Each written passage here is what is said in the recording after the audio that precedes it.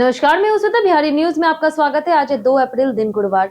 खबरों की ओर बढ़ने से पहले एक नजर डालते हैं आज की सुर्खियों पर।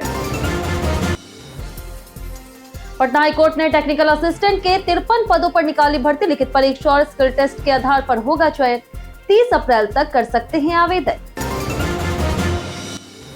बिहार में पत्थर और कोयले की आपूर्ति पर सरकार की तैयारी। 30 खनन स्थलों से निर्माण कार्य से होंगे आत्मनिर्भर। सड़क पुल परियोजनाओं की बढ़ेगी गति। बिहार में भूमि सुधार कार्यों में मिलेगी सुविधा। बिहार भूमि पोर्टल पर FIFO स्थगन बढ़ा। सभी जिलों के अधिकारियों को तकनीकी बदलाव और आवश्यक कार्रवाई के निर्देश जारी। बिहार के 14 जिलों में फ्री नेत्र जांच का दूसरा चरण शुरू। जांच के 15 दिन बाद मिलेगा चश्मा। पहले चरण में 6101 लोगों की हुई जांच। श्रमिकों के लिए खुशखबरी। बिहार में न्यूनतम मजदूरी में 8 से 12 रुपए की हुई वृद्धि। प्रति माह आय और प्रति घंटे मजदूरी के अनुसार नई दरें लागू। बिहार में वित्तीय वर्ष 2025-26 में GST संग्रहण में रिकॉर्ड बढ़ोतरी। 32,801.35 करोड़ हुआ जमा। IGST समायोजन के बाद 9.20% की हुई वृद्धि। BCCI ने घोषित किया भारत का जिम्बाब्वे दौरा। जुलाई 2026 में हरारे स्पोर्ट्स क्लब में होंगे 3 T20 मुकाबले। जनवरी 2027 में जिम्बाब्वे का भारत में वनडे का दौरा तय। चलिए एक नजर डालते हैं आज की 25 बड़ी खबरों की ओर। पटना हाईकोर्ट में टेक्निकल असिस्टेंट के 53 पदों पर 30 अप्रैल तक करे आवेदन। पटना हाईकोर्ट ने टेक्निकल असिस्टेंट के 53 पदों पर भर्ती निकाली है। चयनित उम्मीदवारों को 7वें वेतन आयोग के लेवल 5 के अनुसार 29,200 से लेकर के 92,300 रुपए बेसिक वेतन मिलेगा। साथ ही DA, HRA और अन्य भत्ते भी मिलेंगे। नियुक्ति प्रारंभ में 1 साल की प्रोविजन पर होगी। आवेदन प्रक्रिया 1 अप्रैल से शुरू हो चुकी है और 30 अप्रैल तक आवेदन कर सकते हैं। आवेदन शुल्क जमा करने की अंतिम तिथि 2 मई है। कुल 53 पदों में UR 24, SC 8, ST 1, EBC 9, BC 6, EWS 5 शामिल है। 17 महिलाओं और 2 दिव्यांग उम्मीदवारों के लिए आरक्षित है।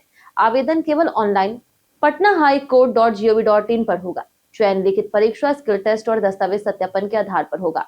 अगर आप भी हाईकोर्ट की तैयारी कर रहे या फिर करने की सोच रहे तो लिखपर ऐप पर जाकर के फ्री मॉक टेस्ट और स्टडी मटेरियल प्राप्त कर सकते हैं।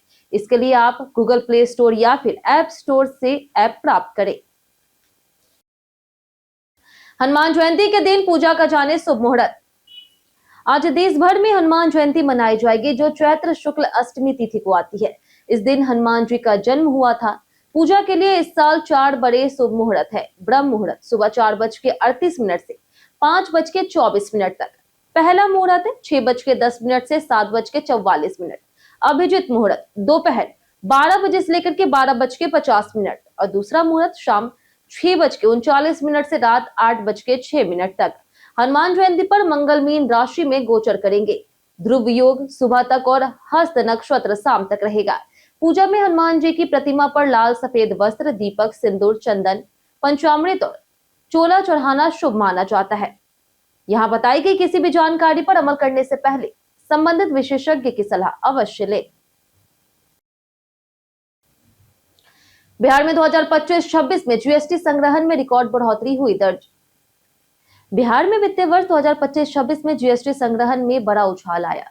वाणिज्य कर विभाग के अनुसार 32,801.35 करोड़ GST जमा हुआ, जो पिछले वर्ष से 11.67% अधिक है। IGST समायोजन के बाद शुद्ध GST 32,077.22 करोड़ रही, 9.20% की वृद्धि दर्शाती है। मार्च 2026 में वृद्धि दर 13% रही। राष्ट्रीय औसत 5% से अधिक रहा। कुल कर संग्रहण 43,324.79 करोड़, लक्ष्य 46,500 करोड़ के मुकाबले 53.17% प्राप्त हुआ। पत्थर और कोयले की आपूर्ति से बिहार बनेगा आत्मनिर्भर राज्य।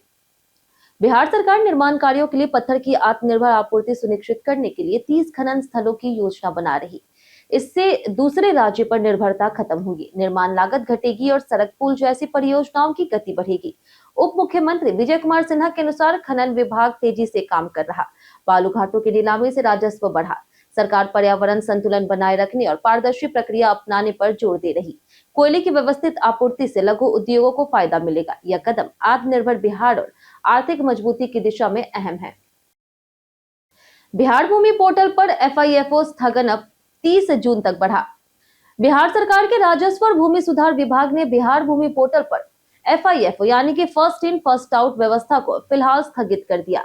यह निर्णय प्राथमिकता वाले मामलों, खास करके अनुसूचित जाति और अनुसूचित जनजाति से संबंधित भूमि मामलों के त्वरित निपटारे के लिए लिया गया। इसके अलावा भूमि सुधार जन कल्याण संवाद के तहत प्राप्त शिकायतों, आवेदनों का समय पर निष्पादन भी सुनिश्चित किया जाएगा। पहले 31 मार्च तक स्थगित व्यवस्था अब 30 जून तक बढ़ा दी गई है। सभी जिलों के अधिकारियों को आवश्यक कार्रवाई और तकनीकी बदलाव के निर्देश जारी किए गए। बिहार सरकार ने आईएएस अधिकारियों को विभिन्न जिलों में किया नियुक्त। बिहार सरकार के सामान्य प्रशासन विभाग ने आईएएस 2025 बैच के 11 अधिकारियों की नियुक्ति की अधिसूचना जारी की है। लाल बहादुर शास्त्री राष्ट्रीय प्रशासन एकेडमी मसूरी में फेज 1 प्रशिक्षण पूरा करने के बाद इन्हें व्यवहारिक अनुभव और जिला प्रशिक्षण हेतु बिहार के विभिन्न जिलों में सहायक समहर्ता सह सहायक दंडाधिकारी के रूप में तैनात किया गया। अधिकारियों को कार्यपालक दंडाधिकारी की शक्ति और बीएनएसएस 2023 की धारा 14 और 163 के तहत कानून व्यवस्था बनाए रखने के अधिकार प्रदान किए गए। प्रमुख तैनाती दीपक कुमार को पटना, सौरभ सिन्हा को मुजफ्फरपुर, राज कृष्णा झा को पूर्वी चंपारण, अंकुर त्रिपाठी को वैशाली और फकदंदा कुरैशी को बक्सर। बिहार में नर्सिंग कॉलेज खोलने की प्रक्रिया होगी पूरी तरह डिजिटल। बिहार स्वास्थ्य विभाग ने नर्सिंग कॉलेज खोलने की प्रक्रिया पूरी तरह से डिजिटल कर दी है। अब संस्थान खोलने के लिए सचिवालय या फिर सिविल सर्जन कार्यालय जाने की जरूरत नहीं है। इच्छुक लोग बिहार नर्सेज रजिस्ट्रेशन काउंसिल की वेबसाइट पर आवेदन करेंगे और सभी जरूरी दस्तावेज जैसे कि आधार, पैन, जमीन का वितरण ऑनलाइन अपलोड करेंगे। विभाग की टीम संबंधित जिले में स्थलीय जांच करेगी। जानकारी सही पाए जाने पर संस्थान को मंजूरी दी जाएगी। स्वास्थ्य मंत्री मंगल पांडे ने इसका उद्घाटन किया और 5 नर्सिंग संस्थानों को तुरंत ऑनलाइन मंजूरी दी। इससे नर्सिंग संस्थानों के मालिकों की मुश्किलें कम होगी। पंकज त्रिपाठी ने जापान में साझा किए अपने संघर्ष और जड़ों के अनुभव। भारतीय दूतावास टोक्यो में आयोजित कार्यक्रम में बॉलीवुड अभिनेता पंकज त्रिपाठी मुख्य अतिथि बने। उन्होंने अपने संघर्ष और जड़ों से जुड़े अनुभव साझा कर सबका दिल जीत लिया। समारोह में बिहार की लोक कला, संगीत, नृत्य और व्यंजनों की प्रदर्शनी लगी, जिससे जापान में स्थानीय संस्कृति की झलक दिखाई दी। पंकज ने विदेश में बसे बिहारी समुदाय की मेहनत और उपलब्धियों की सराहना की और अपनी मिट्टी से मिली सादगी और संवेदनशीलता का महत्व बताया। कार्यक्रम का उद्देश्य संस्कृति और पर्यटन को बढ़ावा देना था, साथ ही अंतर्राष्ट्रीय स्तर पर बिहार की विरासत की पहचान मजबूत करना था। बिहार के 14 जिलों में फ्री नेत्र जांच का दूसरा चरण हुआ शुरू। समाज कल्याण विभाग की पहल से बुनियाद केंद्रों पर आंखों की जांच का दूसरा चरण 30 मार्च से शुरू हुआ। इस चरण में 14 जिलों के 26 केंद्रों पर नेत्र जांच की जाएगी, जबकि तीसरे चरण में शेष केंद्रों पर प्रक्रिया पूरी की जाएगी। अभियान का उद्देश्य दृष्टि दोष और अंधेपन की रोकथाम है, जिसमें सभी उम्र के लोग लाभान्वित होंगे। पहले चरण में 6101 लोगों की जांच की गई और 5205 को चश्मा प्रदान किया गया। जांच के 15 दिन बाद चश्मा वितरण होगा। जानकारी के लिए टोल फ्री नंबर 1800-3456-262 पर संपर्क किया जा सकता है। बिहार में श्रमिकों की न्यूनतम मजदूरी में 8 से 12 रुपए की हुई वृद्धि। बिहार में 1 अप्रैल 2026 से श्रमिकों की न्यूनतम मजदूरी बढ़ा दी गई। अकुशल और अर्धकुशल श्रमिकों की मजदूरी में 8 रुपए, कुशल श्रमिकों में 10 रुपए और अति कुशल श्रमिकों में 12 रुपए की वृद्धि हुई। अब अकुशल श्रमिक को प्रतिदिन 436 रुपए, अर्धकुशल को 452 रुपए, कुशल को 551 रुपए और अति कुशल को 672 रुपए प्रतिदिन मिलेगी। यह मजदूरी 8 घंटे के काम के लिए तय की गई है। प्रति घंटे की मजदूरी निकालने के लिए इसे 8 से विभाजित किया जाएगा और प्रति माह आय जानने के लिए 26 से गुना किया जाएगा। बिहार के कृषि मंत्री ने केंद्र से अतिरिक्त सहायता की अपील की। बिहार के कृषि मंत्री रामकृपाल यादव ने केंद्रीय कृषि मंत्री शिवराज सिंह चौहान से मुलाकात कर राज्य के लिए विशेष कृषि विकास पैकेज की मांग की। उन्होंने 47 लाख से अधिक किसानों की farmer registry, urea, DAP, NPK, MOP और एसएसपी की उपलब्धता और संसाधनों की सीमितता की जानकारी दी। मंत्री ने दलहन और तिलहन उत्पादन, कृषि यंत्रीकरण, उन्नत बीज, आधुनिक टेक्निक और भंडारण सुविधाओं के विकास के लिए अतिरिक्त केंद्रीय सहायता की अपील की। केंद्रीय मंत्री ने बिहार को विशेष पैकेज देने का आश्वासन दिया। बिहार सचिवालय में अब 16 पैमानों पर अधिकारियों का होगा सख्त मूल्यांकन। बिहार सचिवालय सेवा के अधिकारियों के प्रमोशन और करियर विकास के लिए सामान्य प्रशासन विभाग ने वार्षिक मूल्यांकन की नई सख्त प्रक्रिया लागू की। संयुक्त सचिव केशव कुमार के आदेश के अनुसार अब अधिकारियों का प्रदर्शन 16 खास पैमाने पर मापा जाएगा, जिसमें कार्य कुशलता, अनुशासन, व्यवहार, सामाजिक दृष्टिकोण और सत्यनिष्ठा शामिल है। अंक आधारित ग्रेडिंग में 8 से 10 अंक एक्सीलेंट, 6 से 8 वेरी गुड, 4 से 6 गुड और 4 से कम औसत माना जाएगा। यह नया मानक पारदर्शिता बढ़ाएगा और योग्य अधिकारियों की पहचान आसान बनाएगा। ज्योति सिंह का गाना बन गया विवाद का कारण, यूजर्स ने किया ट्रोल। भोजपुरी स्टार पवन सिंह और ज्योति सिंह का तलाक का मामला कोर्ट में चल रहा। 25 मार्च को सुनवाई में पवन सिंह मौजूद रहे, लेकिन ज्योति सिंह नहीं आई। पवन सिंह ने कहा कि शादी के बाद उन्हें मानसिक और शारीरिक प्रताड़ना झेलनी पड़ी और अब साथ रहने का कोई मौका नहीं है। इसके बाद ज्योति सिंह ने सोशल मीडिया पर गाना पोस्ट किया, जिसे खेसारी लाल यादव ने गाया था और बाद में उन्होंने माफी मांगी। यूजर्स ने उनके वीडियो पर तरह तरह के कमेंट किए, ज्यादातर आलोचनात्मक, जैसे कि कंट्रोवर्सी बढ़ाने और पवन सिंह को नाराज करने वाले कार्य। बिहार सरकार बढ़ा रही एम्बुलेंस नेटवर्क, कुल संख्या होगी 2065। बिहार सरकार आपातकालीन स्वास्थ्य सेवाओं को मजबूत करने के लिए एम्बुलेंस नेटवर्क का विस्तार कर रही। सरकार ने 124 नई एम्बुलेंस शामिल करने का प्रस्ताव स्वीकृत किया है, जिससे राज्य के कुल एम्बुलेंस की संख्या 2065 हो जाएगी। वर्तमान में 1941 एम्बुलेंस टोल फ्री नंबर 102 के माध्यम से निःशुल्क उपलब्ध है। नई एम्बुलेंस से ग्रामीण और दूरदराज के इलाकों में मरीजों तक समय पर इलाज पहुंचाना आसान होगा, रिस्पॉन्स टाइम कम होगा और रेफरल ट्रांसपोर्ट सिस्टम प्रभावी बनेगा। साथ ही लोकेशन ट्रैकिंग और सेवा गुणवत्ता सुधार पर भी ध्यान दिया जा रहा। खेती करने वाले किसानों के लिए 4 जरूरी सरकारी ऐप्स। आज के डिजिटल दौर में खेती अब स्मार्टफोन और ऐप्स के जरिए और आसान हो गई है। प्रधानमंत्री किसान सम्मान निधि ऐप से किसान अपने किस्त स्टेटस, रजिस्ट्रेशन और ई-केवाईसी घर बैठे देख सकते हैं। मौसम और एम किसान ऐप से फसल और सिंचाई के निर्णय के लिए मौसम और कृषि विशेषज्ञों की सलाह मिलती है। किसान रथ ऐप फसल ट्रांसपोर्टेशन को सीधे ट्रांसपोर्टर्स से जोड़ता है, जबकि पूषा कृषि और ई नाम ऐप नई फसल टेक्निक और मंडियों के भाव की जानकारी देते। यह ऐप्स किसानों की कमाई और फसल प्रबंधन को स्मार्ट बनाते हैं। बिहारी बर्थडे स्पेशल में आज बात होगी बिंदेश्वर पाठक की। बिंदेश्वर पाठक, जिनका जन्म 2 अप्रैल 1943 में हुआ था, एक प्रमुख भारतीय समाजशास्त्री और सामाजिक उद्यमी थे, जिन्होंने 1970 में सुलभ इंटरनेशनल की स्थापना की। उनका काम स्वच्छता, मानवाधिकार, पर्यावरण और सामाजिक सुधारों में अग्रणी रहा। उन्होंने हाथ से मैला धोने वालों के जीवन सुधार और स्वच्छ शौचालय के अभिनव बायोगैस मॉडल के जरिए समाज में बदलाव लाया। वे भारतीय रेलवे के स्वच्छ रेल मिशन ब्रांड एम्बेसडर भी रहे। उन्हें पद्म भूषण और पद्म विभूषण सहित कई राष्ट्रीय और अंतर्राष्ट्रीय पुरस्कार मिले। उनका निधन 15 अगस्त 2023 को नई दिल्ली में हृदय गति रुकने से हुआ। हवाई जहाज का ईंधन सामान्य पेट्रोल से क्यों होता है अलग? हवाई जहाज में इस्तेमाल होने वाला ईंधन, जिसे एविएशन फ्यूल कहते हैं, सामान्य पेट्रोल या डीजल से अलग होता है। यह ऊंचाई, तापमान और दबाव जैसी कठिन परिस्थितियों में भी स्थिर रहता है। एविएशन फ्यूल 2 प्रकार के होते हैं, जेट फ्यूल बड़े विमानों के लिए और एफ गैस छोटे विमानों के लिए। इसमें एडिटिव्स मिलाए जाते हैं जो जमने, जंग और इंजन की रुकावट को रोकते हैं। उच्च शुद्धता और नियंत्रित जलन इसे सुरक्षित बनाती है। वर्तमान में बायोफ्यूल और सस्टेनेबल एविएशन फ्यूल पर भी काम चल रहा, ताकि पर्यावरण और सुरक्षा बेहतर हो सके। जाने आज कैसा रहेगा बिहार के मौसम का मिजाज। मौसम विभाग के अनुसार अगले 3 से 4 दिनों में राज्य के कई हिस्सों में अधिकतम तापमान में 1 से 3 डिग्री सेल्सियस की हल्की वृद्धि की संभावना है, जिसके बाद फिर तापमान में गिरावट आ सकती है। न्यूनतम तापमान में किसी विशेष परिवर्तन की संभावना नहीं है और मौसम मुख्य रूप से शुष्क रहने की उम्मीद है। आज का अधिकतम तापमान 34 से 36 डिग्री सेल्सियस के बीच और न्यूनतम तापमान 22 से 24 डिग्री सेल्सियस के बीच रहने की संभावना है। समग्र रूप से मौसम सामान्य और शुष्क बना रहेगा। स्वास्थ्य विभाग ने 30 करोड़ ORS पैकेट रखने के दिए निर्देश।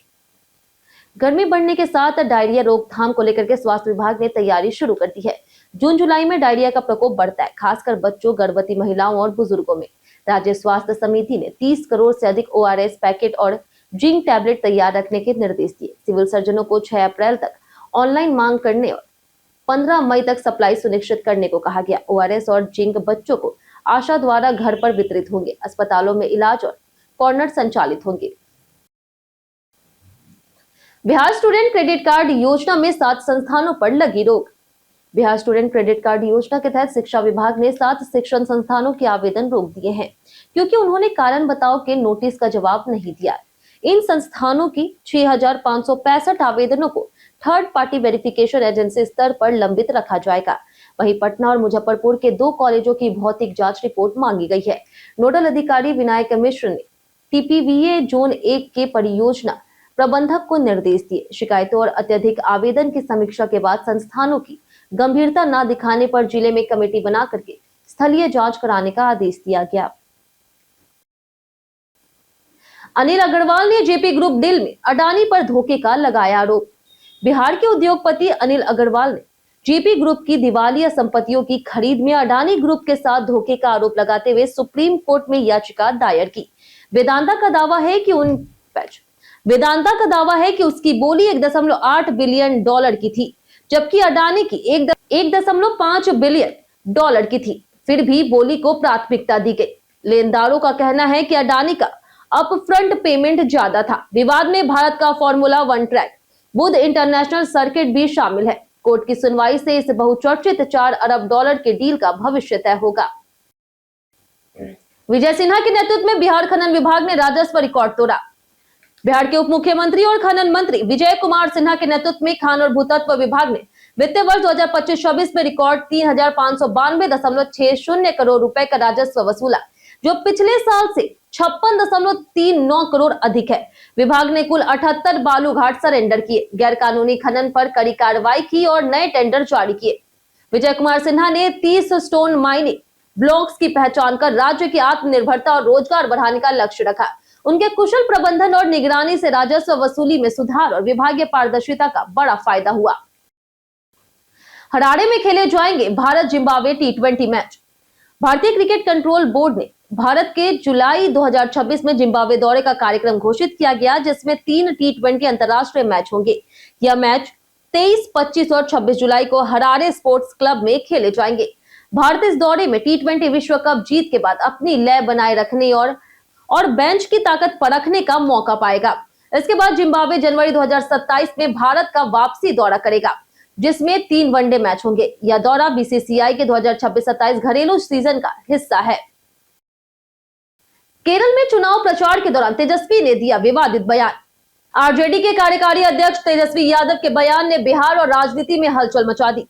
केरल में आरजेडी प्रत्याशियों के समर्थन में प्रचार करते हुए तेजस्वी ने बिहार को देश का सबसे गरीब राज्य बताया और केरल की स्वास्थ्य और शिक्षा व्यवस्था की तुलना में इसे पीछे बताया। उनके इस बयान पर जेडीयू ने कड़ा विरोध किया। जेडीयू के प्रदेश अध्यक्ष उमेश कुशवाहा ने आरोप लगाया कि तेजस्वी के माता पिता लालू यादव और राबड़ी देवी ने ही बिहार का खजाना लूटा और तेजस्वी से सार्वजनिक माफी मांगने को कहा। तेजस्वी के इस बयान ने राजनीतिक बहस को गरमा दिया है। कई कारणों से दर्ज है भारत के इतिहास में आज की तारीख। 1881 में वीवी सुब्रमण्यम अय्यर का जन्म हुआ, जो एक स्वतंत्रता सेनानी और क्रांतिकारी राष्ट्रभक्त थे। 1907 में राधा कृष्णन दास का निधन हुआ, जो हिंदी, बांग्ला, उर्दू और गुजराती भाषाओं के विद्वान साहित्यकार थे। 1933 में रणजी का निधन हुआ, जिन्हें भारतीय क्रिकेट का जादूगर और सर्वश्रेष्ठ खिलाड़ी माना जाता था। 1942 में अभिनेता रोशन सेठ का जन्म हुआ। 1943 में बिंदेश्वर पाठक का जन्म हुआ, जो समाजशास्त्री और सामाजिक उद्यमी थे तथा सुलभ इंटरनेशनल के संस्थापक भी थे। 1969 में बॉलीवुड अभिनेता, निर्देशक और निर्माता अजय देवगन का जन्म हुआ।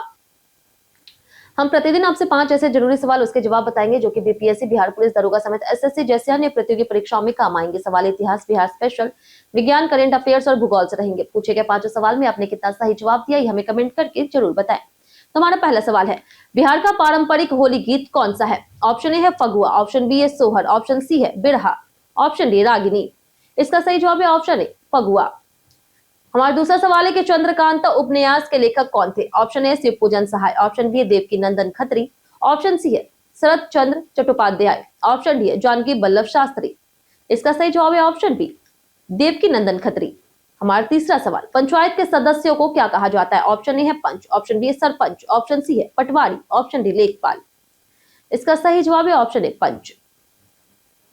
हमारा चौथा सवाल है, प्राचीन भारत की सबसे बड़ी ज्ञात संपूर्ण भारतीय धातु की मूर्ति कौन सी है? ऑप्शन ए है सुल्तानगंज बुद्ध प्रतिमा, ऑप्शन बी है महान बुद्ध प्रतिमा बोध गया, ऑप्शन सी है हुसैन सागर बुद्ध प्रतिमा। ऑप्शन डी खड़े बुद्ध सारनाथ। इसका सही जवाब है ऑप्शन ए सुल्तानगंज बुद्ध प्रतिमा। हमारा आखिरी सवाल है कि सरयू नदी किन राज्यों से होकर बहती है। ऑप्शन ए है उत्तर प्रदेश और उत्तराखंड। ऑप्शन बी है बिहार और झारखंड। ऑप्शन सी है राजस्थान और गुजरात। ऑप्शन डी पंजाब और हरियाणा। इसका सही जवाब है ऑप्शन ए उत्तर प्रदेश और उत्तराखंड। बीते दिन हमारे द्वारा पूछे गए सवाल का जवाब आप लोगों में से बहुत लोगों ने हमारे कमेंट बॉक्स सेक्शन में लिख कर दिया है। जिन्होंने हमारे द्वारा पूछे गए सवाल का जवाब दिया उनके नाम है रिंकू कुमारी, प्रदुमन यादव, गीता भारती, मुन्ना कुमार, बलराम मंडल, नरेंद्र कुमार, विनोद सिंह, मिंटू ठाकुर, अमरनाथ कुमार, आदित्य प्रधान, सनोज कुमार, रंजीत कुमार, संजीव कुमार, नंदन कुमार, अनवर करीम खान, रणधीर कुमार, मिष्टी कुमारी, रवि मोहन वर्मा, सौरभ कुमार, दिलीप कुमार, श्वेता राय, चंदन कुमार, कुष्ठ कुमार, राम बाबूदास, राजेश मांझी, रमेश कुमार, रंजीत कुमार, हरेंद्र सिंह, विनोद शाह, पिंकू कुमारी, हिमांशु शर्मा, रंजीत मिश्रा, अब्दुल मनान, जगन्नाथ शाह, सूरज राय, गीता देवी, राजीव कुमार, ज्ञान प्रकाश, बाबूलाल मरांडी, गोपाल यादव, कृष्णा कुमार, धनंजय कुमार, मिंटू सोनी, अशोक कुमार, चंदन राय, बबलू कुमार, दीपक कुमार, पंचनंद सिंह, मनोज कुमार, विद्यासागर सिंह, जितेंद्र ठाकुर, अविनाश कुमार, अर्जुन राम, अभिजीत कुशवाहा और पीताम्बर यादव। इसी के साथ बढ़ते आज के सवाल की। आज का सवाल है पीक आवर में बिजली महंगी होने से आपकी जेब पर कितना असर पड़ेगा। आप अपना जवाब हमें हमारे कमेंट सेक्शन में लिखकर जरूर बताएं। आज के लिए इतना ही। बिहार की तमाम खबरों के साथ बने रहने के लिए देखते रहे बिहारी न्यूज और साथ ही अगर आप यूट्यूब चैनल पर देख रहे हो चैनल को सब्सक्राइब कर दें और अगर आप फेसबुक पेज पर देख रहे हैं तो लाइक और फॉलो जरूर करें।